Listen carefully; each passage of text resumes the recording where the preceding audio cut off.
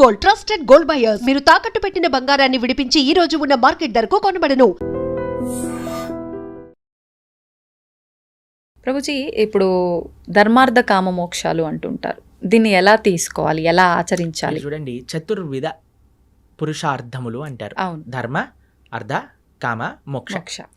చాలా సింపుల్గా చెప్తాను, చాలా అద్భుతమైన విషయం చెప్తాను మీకు. దీన్ని ఎలా జతపరచాలి అని అంటే, కామము మోక్షంతో, అర్థము ధర్మంతో. ధర్మ, అర్థ, కామ, మోక్ష అన్నారు కదా, 4 ఉన్నాయి. ఓకేనా? ధర్మాన్ని అర్థాన్ని కలపండి, కామాన్ని మోక్షాన్ని కలపండి. అర్థం అంటే ఏంటో తెలుసా అండి? ఐశ్వర్యం, డబ్బులు. దేంతో కలపమన్నా? ధర్మంతో.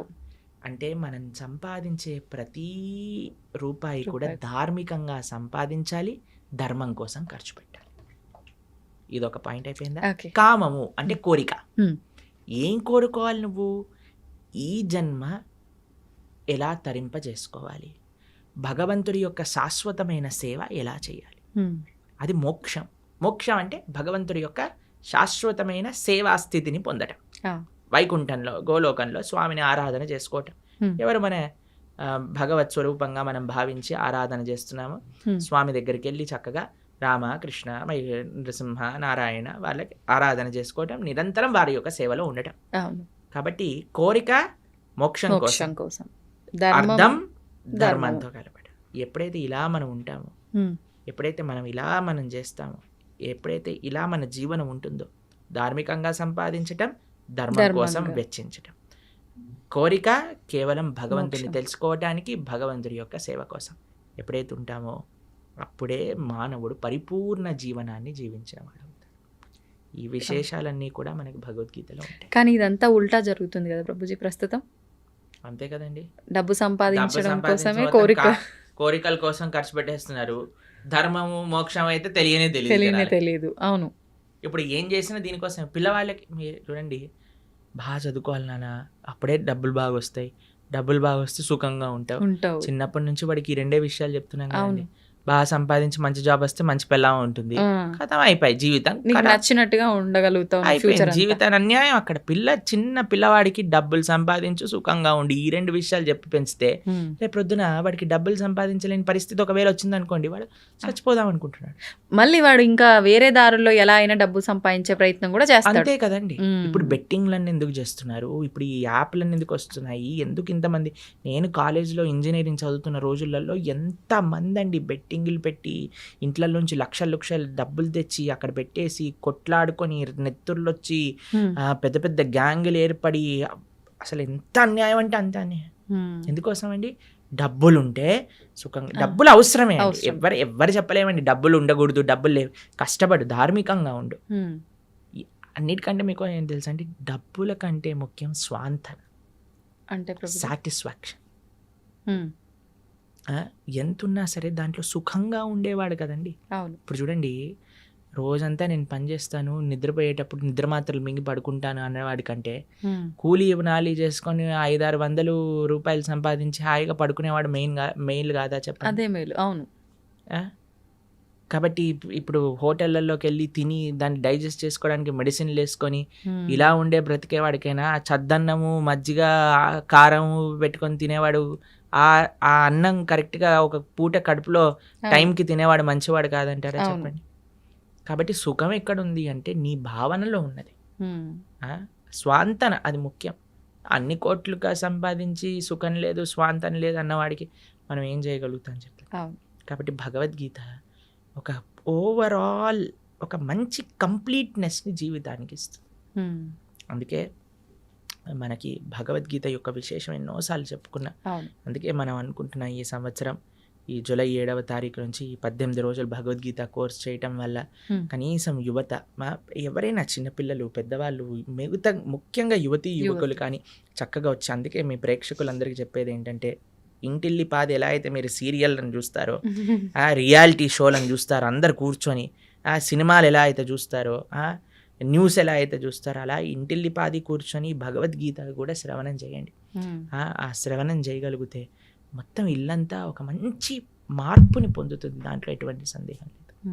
కాబట్టి ఈ యొక్క కోర్స్ జూలై 7వ తారీఖు ప్రణవానంద దాస్ ఛానల్లో 7:30కి సాయంకాలం 7:30 నుంచి 9 గంటల వరకు చక్కగా శ్రవణం చేయండి.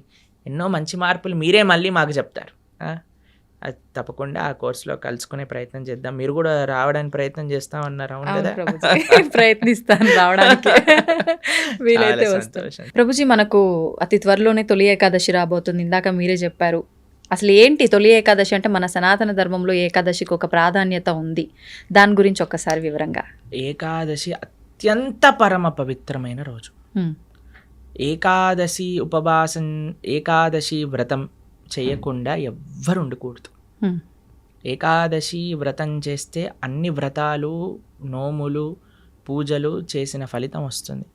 ఏకాదశి వ్రతం చేయకుండా ఎన్ని చేసినా ఫలితం ఉండదు.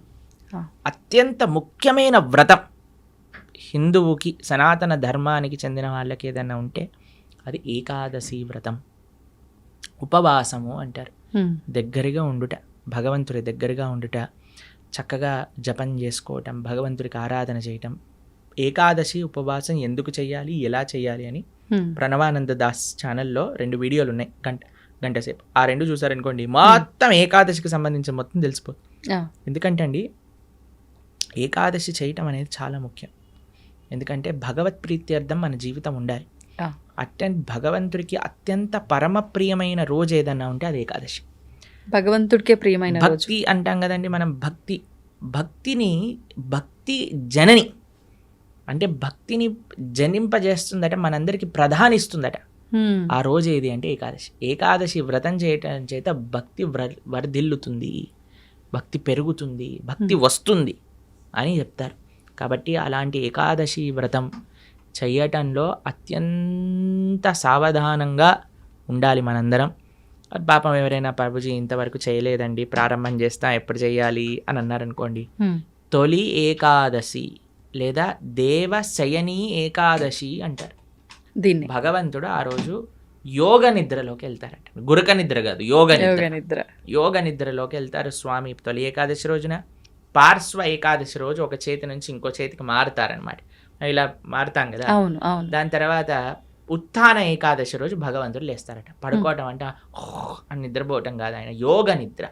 అంటే అంతరాత్మయి పరమాత్మ రూపంలో అందరినీ చూస్తూ ఉంటారు. ఇప్పుడు చూడండి, చిన్నప్పుడు ఎవరైనా మనల్ని ఇది చేయడానికి వచ్చారనుకోండి, వెంటనే కళ్ళు మూసుకొని పడుకున్నట్టు యాక్టింగ్ చేస్తారు. అప్పుడు వాళ్ళు ఏం చేస్తున్నారు చూస్తాను అనమాట.